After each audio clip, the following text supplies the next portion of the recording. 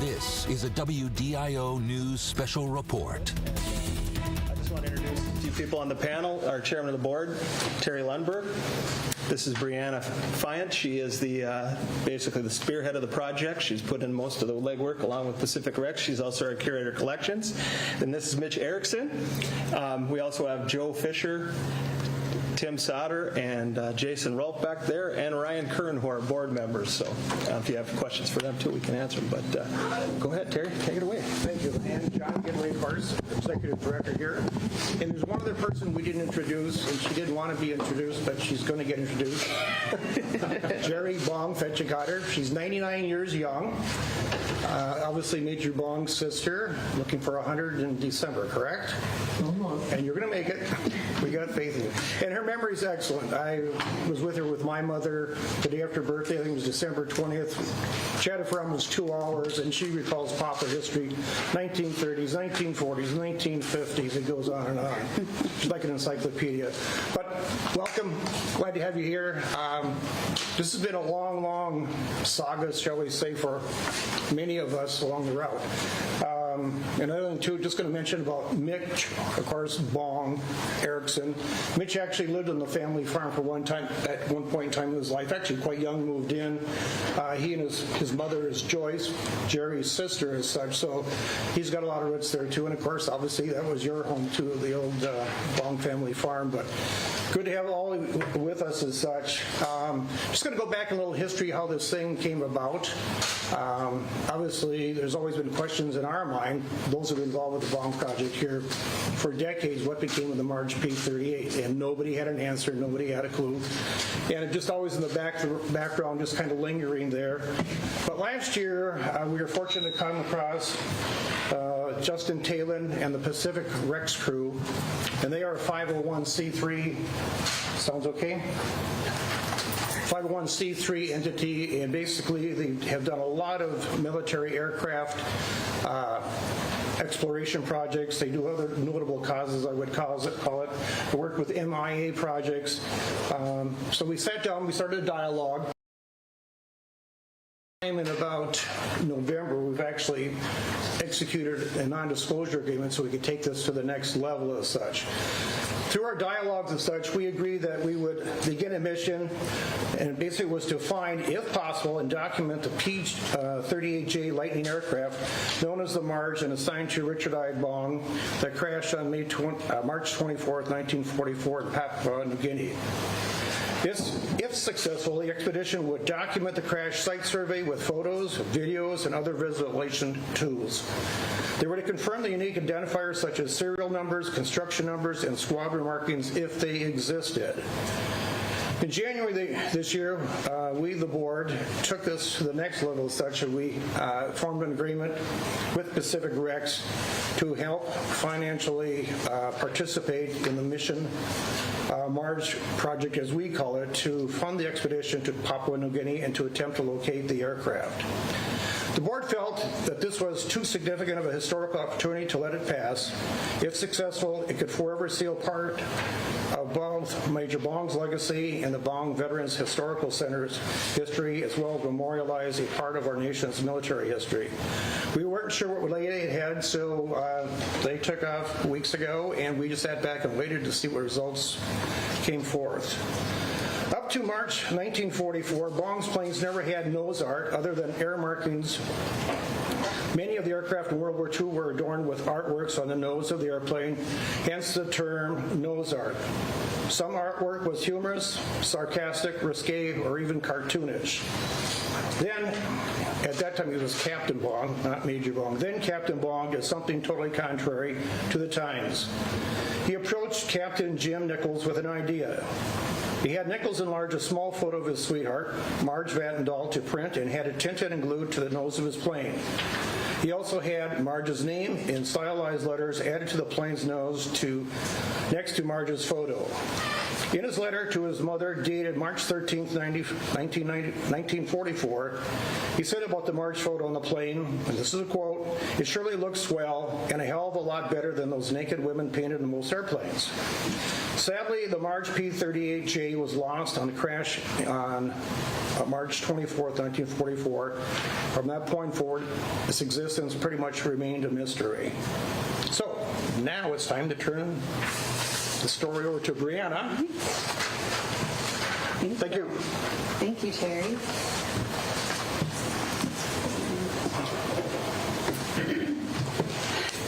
It's nice to see everybody here. I'm honored to stand here to share a piece of history that has been brought back to light through the dedication and collaboration between the Richard Bong Veterans Historical Center and Pacific Rex. The team embarked on this extraordinary expedition to Papua New Guinea on May 1st. Today I am thrilled to announce that their mission has met with unprecedented success. On May 17th, we received video and photographic documentation confirming the discovery of one of the most iconic aircraft of World War II, Richard Bong's P-38 Marge. This incredible find was authenticated by the last 3 digits of the plane's serial number, which were still visible on a piece of the aircraft wreckage. Remarkably, this aircraft fragment from the right wing of the plane still bore some of the original red paint that was put on there 80 years ago. Richard Bong was America's ace of aces and remains a legendary figure in aviation history for his unparalleled skill and valor during World War II. His record of 40 confirmed enemy airplanes shot down has never been surpassed by another American pilot. His P-38 Marge is not just an aircraft, it is a symbol of heroism, skill, and the unshakable spirit of the men and women who fought for freedom during one of history's most challenging periods.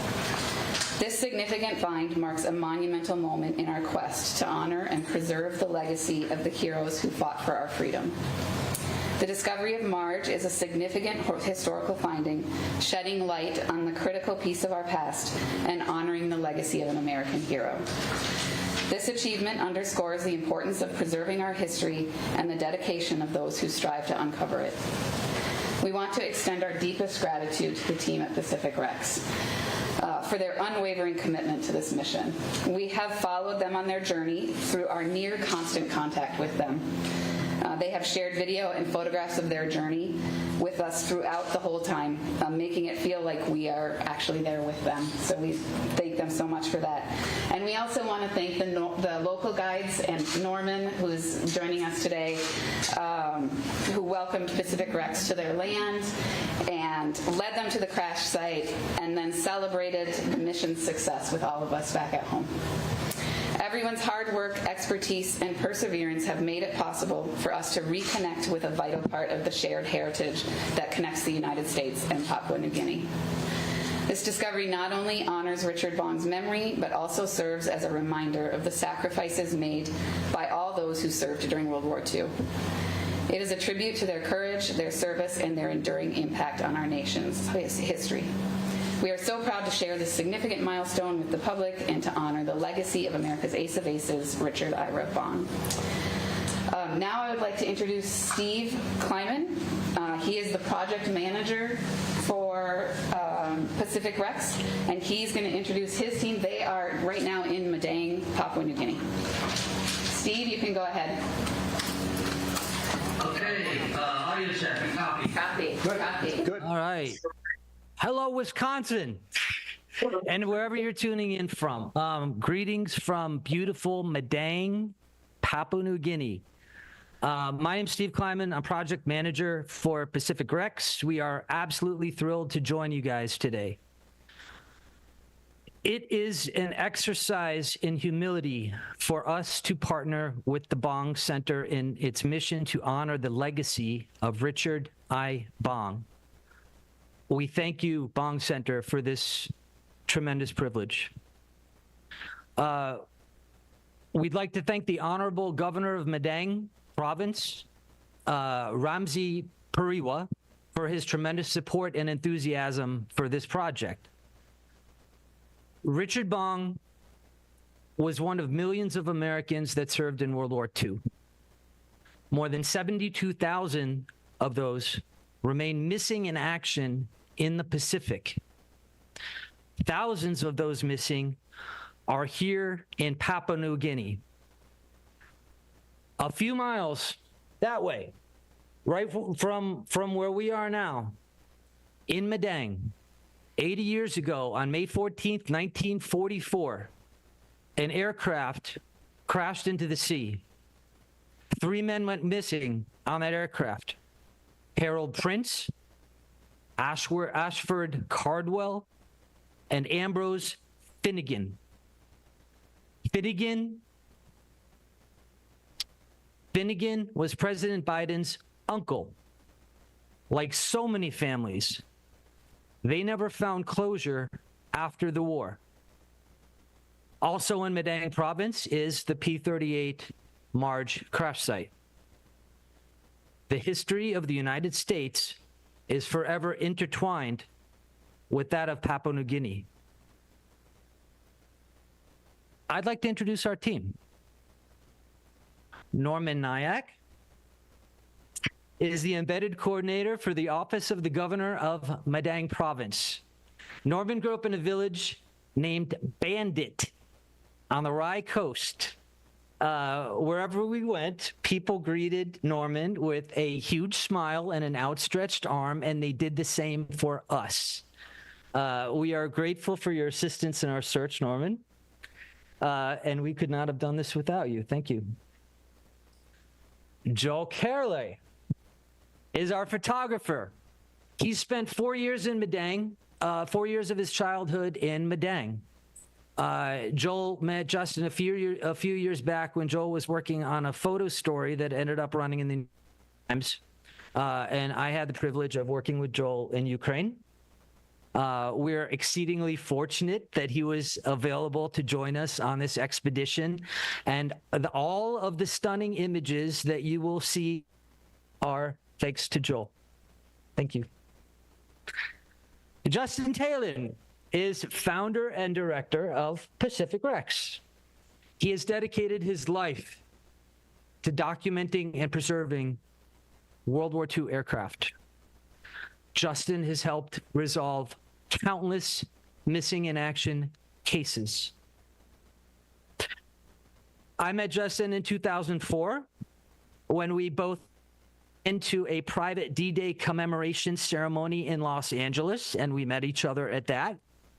And we've been working together ever since. Happy 20th, Justin. You want to tell these guys what you found? Hello, everyone. Wow, that's quite an introduction. I'm a little choked up. What can I say? This has been an incredible journey, incredible expedition. And the first person to thank is the Bong Center. In particular, Brianna Fayant, who... Oh, we got feedback. Is the mic in a bad position? Oh, Bong Center.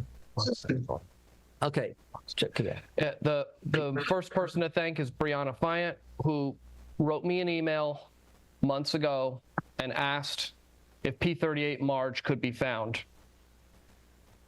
I replied to her honestly, saying, I don't know, but let's try and find out. So thank you, Brianna, for the vision for this project and posing the question of where's Marge? Also, I want to thank the Bong family members who are there with you in Superior. I see Jerry on the side there, and thank you so much for coming. It was an honor and privilege to meet you, and I'm so glad you can be here today to hear this news. So I'm going to keep my remarks very short. Basically, we came to Papua New Guinea with an important mission: to locate what is arguably the most important aircraft crash site of World War II. Why? Because of its association with Richard Bong, America's ace of aces. And of course, as you heard in the introduction, this was an airplane that had a nickname, Nose Art. Red painted wingtips and tail. And it was probably one of the most famous aircraft in the Pacific because of correspondence photography of that plane, taken only a few weeks before it was lost. The airplane was actually flown by another pilot, Lieutenant Thomas Malone, the day it was lost. This was a pilot from a night fighter squadron that Richard Bong was helping to spin up and introduce to the theater. And he had flown Marge the previous day successfully. But that day, March 24th, 1944, the plane experienced mechanical issues, bad weather, and Malone was unable to continue his flight to land safely and bailed out. Luckily, he was found by locals and the U.S. Army and returned to duty. And amazingly, we met people in the village that remembered the pilot of this plane parachuting and being rescued. Thomas Malone has passed away from old age, but if he was alive today, he would be very interested to know that the plane he bailed out of has been found. The last he saw of it was that it was going down and did not see where it crashed, did not know anything more about it. So Richard Bong was not flying this plane the day it was lost. And reportedly, when Thomas Malone came back from his escape and evasion, he survived a bailout and returned to duty. Apparently, Richard Bong was not very happy with him from losing his new airplane with his beautiful nose art of his then girlfriend, who he later married, Marge. But Bong did acknowledge the plane had some mechanical issues on missions he had flown it and got over it. Bong later had another P-38J assigned to him that was also nicknamed Marge. And in the United States, when he returned on a war bond tour, a stateside P-38 Marge. But the Marge that was lost in New Guinea was the first and the most famous. In addition, Richard Bong flew that very airplane on several missions, at least 3, when he claimed aerial victories in New Guinea. So not only was Marge assigned to and flown by Bong, but 3 of his 40 aerial victories were scored in that very airplane. When we located the crash site, it was an amazing experience. The plane has landed in a ravine in the jungle. Over 80 years, parts of the wreckage have eroded down a hillside through natural impacts. And we entered this ravine at the base and began walking uphill, seeing small parts and larger parts and larger parts. Immediately, I recognized those parts as associated with a P-38 Lightning, but it wasn't until reaching the top of the site where the plane initially impacted, where we saw the 2 engines sticking out of the ground and knew that this is the area of the cockpit and the center mass of the crash site, that we discovered the definitive ID of the plane. And what we learned is this P-38, without a pilot, probably went into the forest, nose down, at high speed, enough that the engines were buried in several meters of soil, leaving only the tips of the propeller and the engine mounts visible above the surface. But amazingly, on that wreckage, we saw red paint. And Richard Bong's Marge had red painted wingtips, red painted tail tips, and red painted propeller spinners. Why? Because apparently Richard Bong liked the color. It wasn't a squadron marking. It wasn't, it had no military significance. It was just his choice. And amazingly, this paint was still well preserved. Portions had faded, but you could see that it was hand-stroked paint in layers, and it was quite brilliant. Finally, when we located the piece of wreckage that was diagnostic, meaning completely unique to P-38J Marge, it was actually the wingtip of the aircraft. And the wingtip had the formation light, the red painted tip, And amazingly, what caught my eye at the base of that was a stencil, a U.S. Army Air Force stencil with the last 3 digits of the serial number. And when I saw that, I called the team over. I asked them if they saw anything. They did. And we began the process of documenting that critical piece of information and realized that we were on the crash site of Richard Bong's Marge. Definitively, beyond a doubt, 100% confirmed. The last 3 digits of the airplane were 993, and the full serial number was 42-103993. And it's very common in the Army Air Force in World War II that planes would be abbreviated with the last 3 digits of the serial number.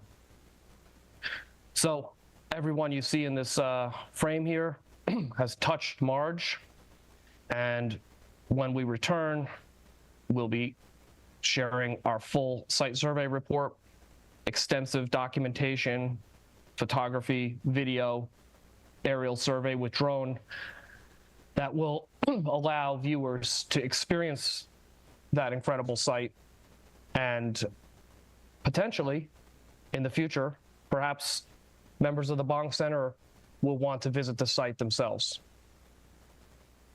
On a final note, this crash site is not only spectacular because of the historical significance, what remains there, it's significant because of the people, the village, the landowners, the community. Embraced us, welcomed us without compensation, without hope of anything other than an appreciation that we had come to their land to meet them and work with them. And I believe that they will embrace further visits, and they understand the need to preserve the site and have instructed the community not to remove pieces, not to damage the site, and I believe they will respect those wishes. So with that in mind, I thank you all for listening, and I think it's safe to say mission accomplished. Marge has been identified, and finally, I'd like to thank my team, Joel, Steve, Norman, plus many others who can't be with us here today. It was a cast of thousands. I am humbled to work with this team. We got our hands dirty. We sustained minor wounds and scrapes and so forth, but we're back safe. And this is a great day for the Bong Center, a great day for Pacific Rex, and a great day for history. It's my final hope that this discovery will inspire a new generation of people to become interested in this history, both in Papua New Guinea and the United States. Thank you very much. Back to you, Bong.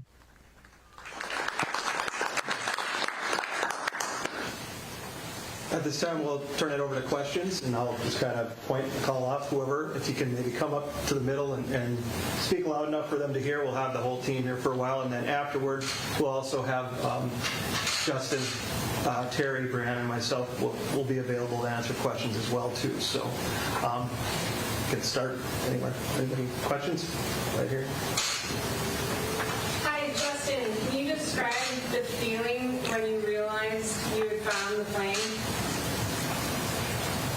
Thank you. The question was, can you describe your feeling when you found the plane? I'll be happy to answer that, but I'll also pass the mic to the others. I think it would be neat to hear multiple experiences.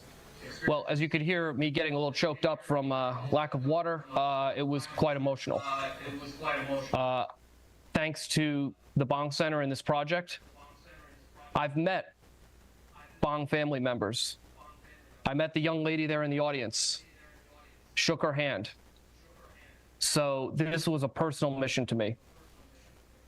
Richard Bong's sister is still with us, and I asked her for advice and if she wanted to say anything to the people of New Guinea, and I was humbled when she looked directly in the camera that I pointed her and said, "You take good care of Justin and you help him to find this plane." And I'll play that clip, and people were very, very impressed to see you.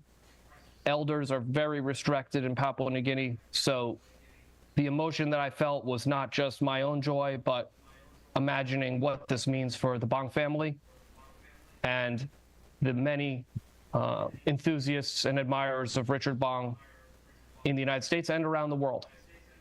Norman, what did you think when you got to the site? Well, generally, the people in the community felt, they felt, Justin and Tim were the owners of the plane. So after the discovery, people, on behalf, I organized, I told them to do a little bit of celebration on the discovery. So that's what happened. And actually, they were thinking this Tim owned the plane and they're related to Bong. But at the explanation, they started understanding that it was Bong, Richard Bong, who was the owner of the plane, Marge. And they started understanding the real history. So actually at discovery in the bush, I was, we were all jumping, coming together, and hooray, hooray, hooray! We have found the identity of the plane. So it happened in the bush, right in the bush, and then after that, the next day there was celebration. Yep. Joel? I'll say something real quick. Honestly, I think my main feelings were where are the snakes and centipedes and things not to step on while I do my work. And as is often the case as a photographer, the feelings and emotions come a bit later. But it was, but I was very much aware that this was I was in the midst of history, and touching something from long ago, and that's really special. And I think I'll just add to that, in terms of the emotional response, there's a photo I hope is going out with whatever the materials are, that Joel took of Justin with the, pointing to the stencil, and it's a beaming and exhausted Justin Taylan who knew he found what he was looking for. And I think Joel's photo captures that moment quite aptly.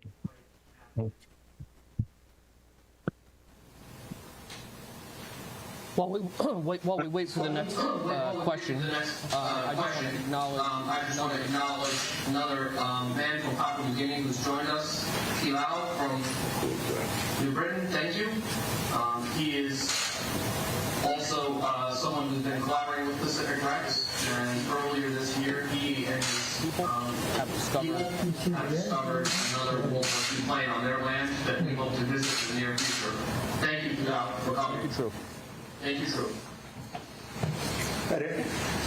Could you just explain how you found the plane, and also maybe just describe a little bit of what the journey was like? I mean, were you dodging snakes and swinging over ravines, or what? Give us some color.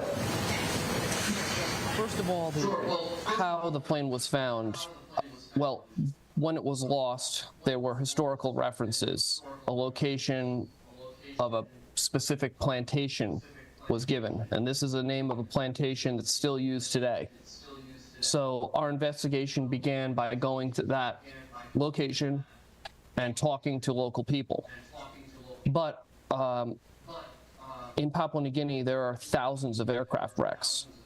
And actually, the first airplane wreck the community showed us was a World War II plane, but it was a Japanese fighter aircraft, a P-43 Type 1 fighter, Allied codename Oscar. This was an exciting discovery, an airplane that I didn't know about, but it wasn't what we were looking for. So we were very grateful to see that airplane. We documented it, we identified it as a exclusion aircraft, because this was not a P-38. This was not an American aircraft. And in further discussions with the community, realized they knew of another airplane further into the bush or the jungle that we hoped would be our aircraft. But we've got to remember, 80 years have passed. It's possible that Marge had crashed at this location, but a landslide, an earthquake had covered it. It could be there, but gone or invisible. It could have landed in a swamp and be submerged and virtually impossible to detect. And luckily, our trek to that second site proved to be the aircraft we're looking for. And to tell a little bit about the trek, again, maybe there's anybody else wants to jump in, but basically it took an entire day to trek to the site. It involved walking on old plantation trails from this German plantation established roughly 150 years ago. It involved walking through grasslands, jungle, climbing up and down hillsides. I would say the trek is moderate. It's not easy, but it's not hard. I believe anybody that's in reasonably good shape could make that trek, provided you're motivated. It's hot, it's humid. We all carried ample water with us and provisions for food to eat in the field. But I guess the greatest compliment is what Norman said, is that the local community were impressed that the three of us held our own and so forth. And Norman, you want to tell about the trek from your perspective? Yeah, well, I actually don't belong to that place, but through the aid provided by the local youths, we made it up. We were all confused. Even the locals were confused, the actual location of the plane, because there was some damages done by logging companies, destroying the direction of the actual plane crash. So we were climbing up and down looking for the plane location until somebody just went into the bush and said, "Oh, come here, we located the plane."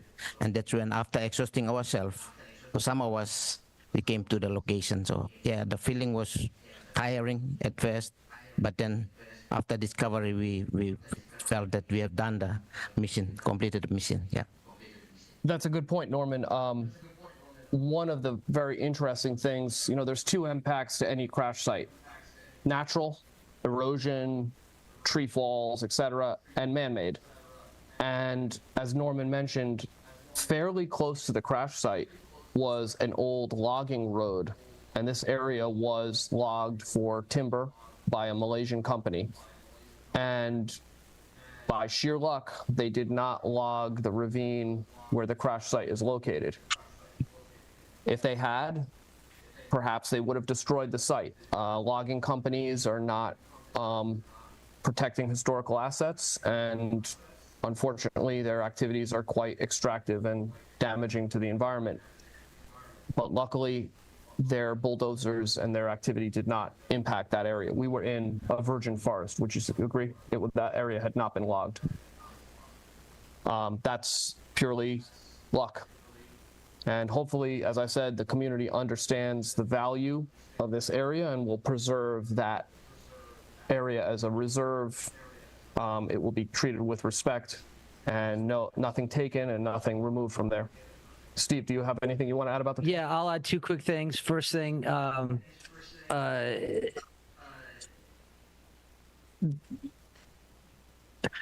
we found this faster than we thought. And Justin, it wasn't fast. Justin Taylan has been researching this in various archives for years. This wasn't a quick find. It's because he's done the legwork and spoken to so many people. He has relationships in Papua New Guinea going back 30 years. So this was not a quickie. He got it on a second try within 2 days because of many years of homework to nail down the location, the general location of this aircraft. Second point, with Norman's help, we had I forget, what, 16 guys? How many? 16 guys, 14 guys. So what it looks like for us is there's a bunch of guys in front of us with machetes carving their way through the jungle. And then they're carrying our bags, because if we had to carry our own gear, we keel over in 5 minutes or slip and fall on our faces. So they're all carrying our stuff so that we can get through the jungle, because obviously they're far more adept walking barefoot. You know, I'm wearing my fancy boots and I'm slipping all over the place, and they're grabbing me when I slip. They're ready to grab me off a cliff, or like they're our guardians. And Norman set this up, and these guys are our guardian angels when we're going through. So they're carving the way through the jungle, they're carrying our stuff, and they're grabbing me when I'm about to fall off a cliff. So thanks, Norman, for organizing that stuff. Oh, Steve, there was one additional point about any wildlife that we experienced. Did we see any wildlife at the crash site? Was there, if you recall, do you want to tell that story very quickly? It's on video. There was Brianna. Do you remember, Brianna? Do you remember the name of what that little critter was that scared us a little bit? I think it was a bandicoot. It was a bandicoot. And so there were a couple dogs had followed us, you know, our group, and they were digging. So we were digging for Marge. The dogs were digging for bandicoots. They got one. They chased it out of its hole. It ran under us, scared us. Yeah. So there's some interesting critters along the way. We've got some bites to prove that. Yeah. Back to you, Bong. Question? You mentioned that, Justin, that you hope that the locals will respect the area and not take anything from the crash site. Is there going to be a plan for preserving that crash site so that people from the Bong Center or other people interested in history can go visit it? Will you make a museum or mark that location, mark the trail in any way? Yes, great question. Just to repeat a bit about will the site be preserved, protected, and accessible? To answer that question, there's a number of layers to it. The wreckage of Marge, although once an American aircraft owned, if you will, by the U.S. Army Air Force, the present-day U.S. Air Force or Department of Defense has no claim or title or ownership to this wreckage. They do not have any say in it. The U.S. Navy does claim all wrecks anywhere in the world, in outer space, in the sea, to be Navy property in perpetuity. Richard Bong, of course, was a pilot of the U.S. Army Air Force. So who is the owner of this wreck? According to the law of Papua New Guinea, all war surplus or war wreckage, including Richard Bong's barge, are owned by the independent state of Papua New Guinea, the government. And that ownership is administered by the Papua New Guinea National Museum and Art Gallery. They are the owners of the aircraft, and their mission is to preserve and honor this history. We hope that they will do so with this site. We can advise, we can recommend, but in the end, this wreckage belongs to Papua New Guinea and the landowners where it resides. That is both the law and the practical application of it. Obviously, I hope our visit made a big impression. I hope our words of wisdom were well received. And Papua New Guinea people, although they appear very different than us as Americans, are actually very much the same. PNG people are highly intelligent, highly capable, and well aware of the global impact and possibilities of this site or other things in their world. So I will do my best to advise and help them, but in the end, the decisions of what happens next lays in the hands of the landowners, the communities, and the government of Papua New Guinea. Do you want to comment on that one? Anything to say on that? Anything to say? Yeah, please. Yep. So I would say before the discovery of any property like war remains, people would maybe feel that it belongs to America, it belongs to Australian or Japanese, whatever. So if they were here to take the property out, maybe locals would just demand for a bit of payment and then they go. But for this particular site, it was untouched until we arrived, and we made a lot of impact on trying to preserve and protect, and the locals understood, and we believe they're going to protect it, and they're going to use it as a site that can, attract other activities. Thank you.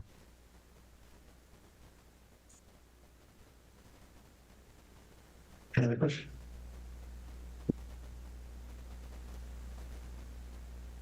Nothing further? Like I say, we'll be available after if you need to address somebody individually, but I guess this time we'll close the press conference, and Terry, Brianna, myself, and the board members will be available for comments and questions. So I would like to thank you all again for coming, and we are super excited to share it with you, and we found it. Great.